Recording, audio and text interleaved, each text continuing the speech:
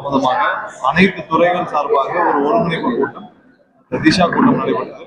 இதில் அனைத்து துறைகளிலும் சார்பாக அவங்களுடைய கோஆர்டினேஷனுக்காக, அதாவது என்னென்ன ப்ராஜெக்ட் போயிட்டு இருக்கு, என்னென்ன திட்டங்கள் இப்ப நடைமுறையில் இருக்கு, என்னென்ன திட்டங்கள் இப்ப வந்து நடந்து என்னென்ன தேவைகள் இருக்கு, அனைத்து துறைகள் ஹைவேஸ், பிடபிள்யூ, கல்வித்துறை, அப்புறம் ஆர்என்டி, அனைத்து துறைகள் சார்பாக கார்பரேஷன் எல்லா பெண்டிங் இஷ்யூ என்னென்ன கோஆர்டினேஷன் மீட்டிங் நடைபெறும். அடுத்தடுத்த கட்டங்கள்ல கண்டிப்பா எதெல்லாம் வந்து பெண்டிங் இருக்கு, என்னென்ன ஒவ்வொரு துறைகளுக்கும் நடுவில் என்னென்ன தேவையான விஷயங்கள் 4 மணி நேரத்துக்கு மேல நடைபெற்றது. கண்டிப்பாக மதுரை மாவட்டத்துக்கு தேவையான அனைத்து விஷயங்கள் கண்டிப்பா வர காலங்களில் எந்தவித இடையூறும் இல்லாமல் அனைத்து திட்டங்களும் சிறப்பாக செய்து முடிக்கப்படும். நடைபெற்றது கூட்டம் சிறப்பாக நடைபெற்றது. இந்த திஷா மீட்டிங் இல்லைன்னா ஒரு சில விதிமுறைகள் உள்ளாட்சி பிரதிநிதிகள் இதுல என்ன கடந்த காலங்கள் என்ன நடைமுறை பின்பற்றப்பட்டதோ அது அனைத்து எல்லா எம்பிகளும் இருந்தாங்க, அனைத்து கட்சிகளை சார்ந்த பாராளுமன்ற உறுப்பினர்களும் இருந்தாங்க, மேயரும் அனைவரும் இருந்தாங்க. எந்த வித ஒரு எங்களுக்கு தேவையான நடைமுறையோ இல்ல மற்றவர்களுக்கு தேவையான திஷா மீட்டிங்ல என்ன நடைமுறை அது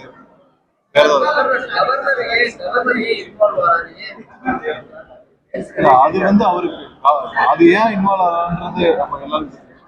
பட் கவர்னருக்கு இது தேவையில்லாத.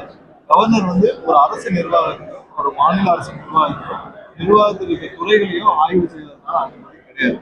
அவர் அதுக்கான தேவையும் கண்டிப்பாக அதிகாரிகளும் வரும் காலங்களில் கண்டிப்பாக முதலமைச்சரும் அந்த துறை அமைச்சர் அனுமதி இல்லாமல் யாரும் கவர்னரிடம் எந்த ஆய்வு அவருக்கு இது தேவையில்லாத நோக்கம் வந்து நமக்கு தேவையில்லை. அவர் வந்து என்ன நோக்கத்துக்கு வந்து பட் அவருக்கு இதுக்கு அவருக்கு ஆய்வு செய்வதற்கான அதிகாரம் இல்லை. முதலாவது இது மக்களால் தேர்ந்தெடுக்கப்பட்ட ஒரு அரசு, மக்களால் தேர்ந்தெடுக்கப்பட்ட அரசும் அரசு இயந்திரத்திற்கும் அரசு செயல்பாடுகளிலும் தலைவர்களும் கவர்னருக்கு அதிகாரம். அவருக்கு ஒரு ஒன்றிய அரசால் நியமிக்கப்பட்ட அவருடைய அதிகாரத்தில் ராஜ்பவன் மட்டும் மற்றபடி எங்கேயும் தலைவர்களுக்கான அதிகாரம்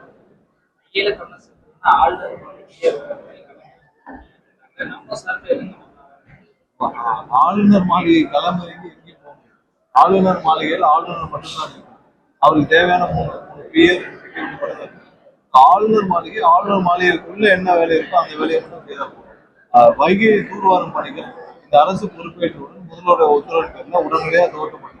ஒன்றிய அரசுல வந்து அவங்க அங்க வந்து அனுமதி கேட்டு, சுற்றுச்சூழல் அனுமதி கேட்டு அங்கே பெண்டிங் இருக்கு. அங்க இருந்து என்ன 2 வாரங்கள் ஆச்சு அனுமதிக்கு அனுப்பிச்சு, இந்த 2 வாரங்கள்ல வரவில்லை. அது வந்தவுடன் இந்த அரசு முதல்வர் அண்ணன் விஜய் தலைமையிலான அரசு தேவையான விஷயத்தை துரிதமாக நடைபெற்றுவாங்க. இன்னும் வந்து ஒன்றிய அரசு வந்து அனுமதி, ஒன்றிய சுற்றுச்சூழல் அனுமதி எல்லாம் வந்தவுடன் உடனடியாக துவக்கப்படும். இதுல ஆளுநருக்கு என்ன விஷயம்? ஆளுநர் போய் சுற்றுச்சூழல் அனுமதி வாங்குவாங்க, அவர் போய் மம்முட்டி எடுத்து வெட்டுவாங்க. என்ன பண்ண முடியும்? ஆளுநர் போய் தூர்வாரணும், அவரே கையில் எடுத்துட்டு போய் தூர்வாருவார். இல்ல அவர் போய் ஒரு பிடபிள்யூவோ இல்ல யாருக்கோ வந்து டபிள்யூஆர்கிட்ட போய் ஆர்டர் வாங்கிட்டு போய் சுற்றுச்சூழல் ஆர்டர் வாங்கிட்டு போய் பண்ணுவாரா? ஆளுநர் எங்கேயும் கிளம்புறது. ஆளுநர் மாளிகைக்குள்ள என்ன வேலை இருக்கோ அந்த வேலையை செய்தால் ஆளுநருக்குன்னு ஒரு அதிகாரம் இருக்கு. அதுக்கு அந்த வேலையில மட்டும் அவர் தலையிட்டால் போறோம். தூர்வார வைகையில போறது எப்படி போவார்? அவர் யாருக்காவது கான்ட்ராக்ட் விடுவாரா? இல்ல அவரு போய் யாரையாவது போய் ஒரு 10 லாரி எடுத்து போய் தூர்வாரி போவாரா? ஆளுநருக்கு என்ன செய்யணுமோ அதை மட்டும் அவர் செய்தால் சும்மா தேவையில்லாமல் குழப்பம் விளைவிக்கும் எந்த வேலையும் ஆளுநர் செய்ய வேண்டிய அவசியம் இல்லை.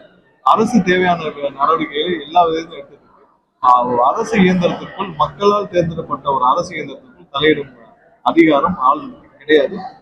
அதிகாரிகளும் கண்டிப்பாக முதல்வருடைய உத்தரவு இல்லாமல் கண்டிப்பாக யாரும் எந்த ஆய்வுக்கும் ஆளுநரோட ஆய்வுக்கு பங்கேற்பது தவிர்க்க வேண்டும்.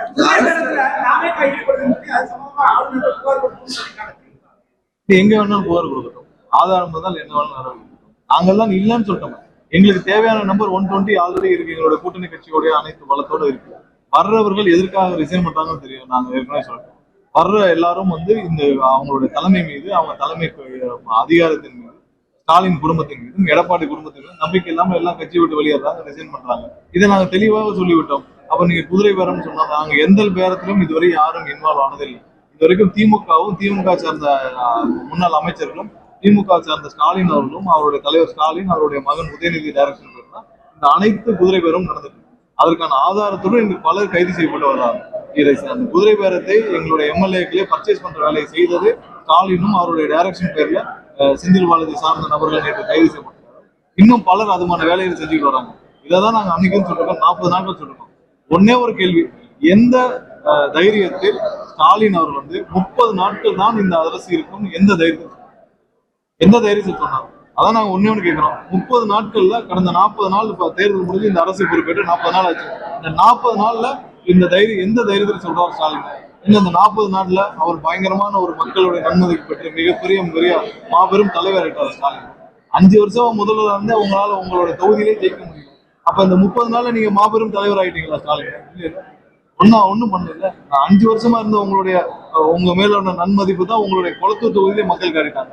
அப்ப இந்த 30 நாள்ல இந்த அரசு கவிழும்னு நீங்க எப்படி சொன்னீங்க? எந்த தைரியத்தை சொன்னீங்க? பர்ச்சேஸ் பண்ற கெப்பாசிட்டி வச்சுதான் சொன்னீங்க. நீங்க எங்களுடைய எம்எல்ஏக்களே நாங்க 40 கோடி 50 கோடி கொடுத்து பர்ச்சேஸ் பண்ணும் தைரியத்தை தான் சொன்னீங்க. அப்புறம் என்ன தைரியத்தை சொன்னாரு? ஸ்டாலினுக்குன்னு ஒரு ஆளுமை இந்த 30 நாள்ல புதுசா வந்துச்சு, இல்ல மாபெரும் தலைவர் ஆயிட்டாங்க. அவர் சொன்னதற்கான அர்த்தம் நாங்கள் பர்ச்சேஸ் பண்ண போறோம், நாங்கள் 40 கோடி 50 கோடிக்கு பேரம் பேசிட்டு இருக்கோன்றத மனதில் வைத்து அந்த தைரியத்தில் மட்டும்தான் ஸ்டாலின் சொன்னார். அது கண்டிப்பா நடைபெறாது. எங்கள் எம்எல்ஏ யாரையும் கிட்ட கூட நெருங்க முடியாது. நெருங்கினால் இப்ப என்ன மாதிரியான ஒருத்தர் ஆதாரப்பூர்வம் மாட்டினாங்களோ அதே மாதிரி எல்லாரும் மாட்டுவாங்க. அதுல எந்த மாற்றம் திரும்பவும்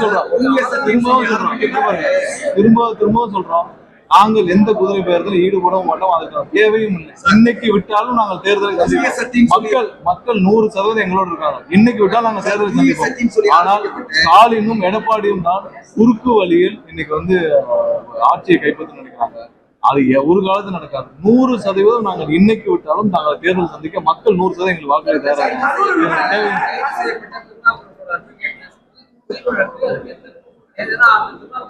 அக்யூஸ்டோட அட்வொகேட் எல்லாம் அப்படிதாங்க பேசுவாங்க.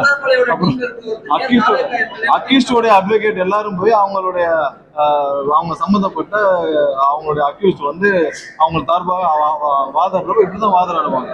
ஆனால் ஆதாரம் இல்லாமல் யாரையாவது கைது செய்ய முடியுமா? அவர்கள் பேரம் பேசாமல் இந்த நடவடிக்கை எல்லாம் போலீசார் செய்ய முடியுமா? இதெல்லாம் கோர்ட்ல கண்டிப்பா சார்ஜ் ஷீட் சமர்ப்பிப்பாங்கல்ல. ஆதாரம் இல்லாமல் யாரையும் கைது செய்ய முடியும். அக்யூஸ்ட் சார்பாக கைது செய்யப்பட்ட நபர்கள் சார்பாக ஆஜராக வழக்கறிஞர்கள் அவர்கள் சார்பாக வாதாடம் தான் செய்வார்கள். அதுக்கு உள்ள கோர்ட்ல என்ன எடுத்துக்கலாம்னு இருக்குல்ல, இதெல்லாம் கேட்டுதானே நீதிபதி அவர் ரிமாண்ட் பண்ணாங்க. எல்லாம் கேட்டுதான் ரிமாண்ட் பண்ணாங்க. இப்ப எதுக்கு போய் ஒரு சில பேர்லாம் அதுல சம்பந்தம் இல்லாம ஒரு சில பேர் ஆன்டிசிபேட்டரி பெயில் போய் நிக்கிறாங்க, ஏபி போட்டு நிக்கிறாங்கல்ல. எதுக்கு ஆன்டிசிபேட்டரி பெயில் போறாங்க? உங்களுக்கு சம்பந்தம் இல்லைன்னா எதுக்கு ஆன்டிசிபேட்டரி பெயில் போறீங்க? ஆதாரம் இல்லைன்னா எதுக்கு ஆன்டிசிபேட்டரி பெயில் போறீங்க? உங்க மேல குற்றம் இல்லைன்னா எதுக்கு போறீங்க? எந்த இதுவும் அரசு நியாயமாக நேர்மையா நடந்துக்கிறாங்க. குற்றச்செயல் புரியணும்னு நினைக்கிறவங்க எல்லாருமே திமுக சார்ந்தவங்க எங்களுடைய எம்எல்ஏ ஆரம்பிக்கப்பட்ட இயக்கமான கேள்வி என்ன சொல்லுவாங்க?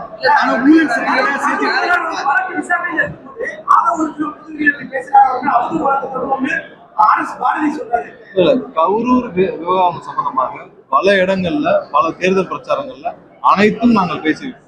கரூர் விவகாரம் எப்படி நடந்துச்சுன்னு தெரியும், கரூர் சம்பவம் எப்படி நடந்துச்சுன்னு எல்லாருக்கும் தெரியும். இப்ப நாங்க ஒண்ணும் சொல்லலையா?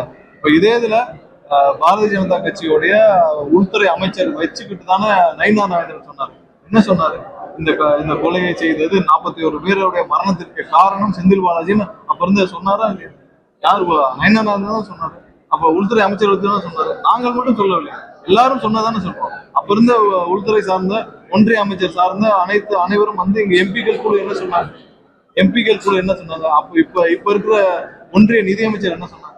அவங்க சொல்றது தானே. இது கரூர் சம்பந்தப்பட்ட விஷயங்கள்ல நாங்கள் கண்டிப்பாக என்ன நடந்ததுன்னு தமிழக மக்கள் அனைவருக்கும் தெரியும். நாங்கள் அது சம்பந்தமாக நிறைய தேர்தல் பிரச்சாரத்திலும் பேசியிருக்கோம். அதை சுட்டிக்காட்டி பேசுவதற்கும் இதுக்கும் எந்த இல்ல. அவதூறு வழக்குகள் வேற, ஒருத்தருடைய தனிப்பட்ட விவகாரங்களை, தனிப்பட்ட குடும்பத்தை பற்றியும் தனிப்பட்ட அவங்களுடைய குடும்பத்தினர் பற்றியும் ஒருமையிலும் கேவலமாக எவ்வளவு மோசமா பேச முடியுமோ அவ்வளவு கீழ்த்தரமாக பேசியிருக்கார் அனிதா ராதாகிருஷ்ணன். சாதாரணமா அவர் பேசுறவங்க எல்லாரும் அவங்களுடைய வீட்டுல போட்டு காட்டு அனிதா ராதாகிருஷ்ணன் இப்படி பேசியிருக்காரு, இது ஒத்துக்க முடியுமான்னு சொல்லி அனிதா ராதாகிருஷ்ணன் பேசின விஷயங்கள் சாதாரணமாக எந்த மனிதர்களாலும் யாராலும் ஏற்றுக்கொள்ள முடியாத விஷயம். அதற்கு கண்டிப்பாக வழக்கு சட்டபூர்வமாக கடுமையான வழக்குகள் வரதான் செய்யும். அவர் பேசின விஷயங்கள் யாராவது ஒருத்தர் வீட்டுல போட்டு அவங்க குடும்பத்தோடு போட்டு கேட்டு பாருங்க, அனிதா ராஜன் பேசுனது கரெக்டானு கேட்டுப்பாங்க, அவருடைய பேசலாமான்னு கேட்டுப்பாங்க. யாருக்கும் சாதாரண யாரை பற்றியும் அப்படி பேசக்கூடிய அதிகாரம் யாருக்குமே கிடையாது. அப்ப இவர் வந்து முதல்வர் பத்தி பேசியிருக்கார், அதுக்கு சட்டப்பூர்வமா நடவடிக்கை எடுக்கதான். மத்திய அரசாங்கம் கவர்னர் மூலமா இந்த அரசுக்கு ஏதேனும் அழுத்தம் கொடுக்க முயற்சிக்கிறதா? எந்த அழுத்தத்திற்கும் இந்த அரசு அடிபணியாது. கவர்னரோ யாருக்கும் அடிபணியாது. யாருக்கும் காம்ப்ரமைஸும் செய்ய மாட்டார் எங்களுடைய முதல்வர். நம்மளுடைய முதல்வர் யாருக்கும் காம்ப்ரமைஸும் செய்ய மாட்டார், யாருக்கும் அடிபணிய மாட்டார், யாருக்கும் வந்து வளைஞ்சு கொடுத்து இங்க வந்து ஆட்சி செய்ய வேண்டிய அவசியம் இல்லை. என்னைக்கும் அவருடைய ஸ்டாண்ட்ல நம்மளுடைய முதல்வர், எங்களுடைய முதல்வர் அண்ணன் விஜய் அவருடைய ஸ்டாண்ட்ல என்னைக்கும் காம்ப்ரமைஸ் பண்ண மாட்டார். அதனால ஒரு விஷயம் இல்ல அதுதான் எல்லாருக்கும் சொல்லியாச்சு. அதான் நாங்க சொல்லிட்டோம், அரசுடைய ஸ்டாண்டு தான் சொல்லியாச்சு. எல்லா வீட்டுக்கும் வந்து சிஎம் ரியாக்ட் பண்றாரு. எல்லாம் வந்து இங்கேயே இல்ல கவர்னர் இறங்குறதுக்கு முன்னாடியே சொல்லியாச்சு. இதெல்லாம் வந்து இங்கேயே கண்டிக்கப்பட்டு விட்டுச்சு. தேவையான பொழுது அனைத்திற்கும் எங்க தேவையோ கண்டிப்பா பேசலாம். எல்லாத்துக்கும் வந்து முதல்வர் உடனடியாக வந்து தேவையான உத்தரவுகளை கொடுத்துருக்காங்க. அங்கங்க தேவையான இடத்துல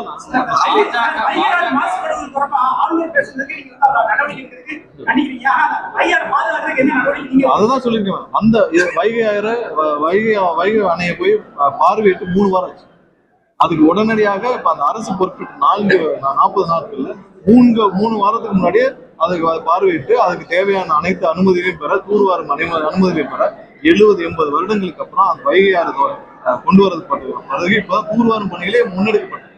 அதற்கான அனைத்து கோப்புகளும் அனுப்பப்பட்டிருக்கு. அந்தந்த துறைக்கு அனுப்பப்பட்டிருக்கு. பினான்சியல் தேவையான அனுப்பப்பட்டிருக்கு, ஒன்றிய அரசுக்கு தேவையான சுற்றுச்சூழல் அனுமதிக்கு அனுப்பப்பட்டிருக்கு.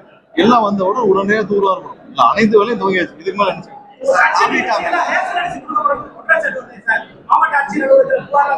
அந்த மாதிரி எதுவும் இல்லை.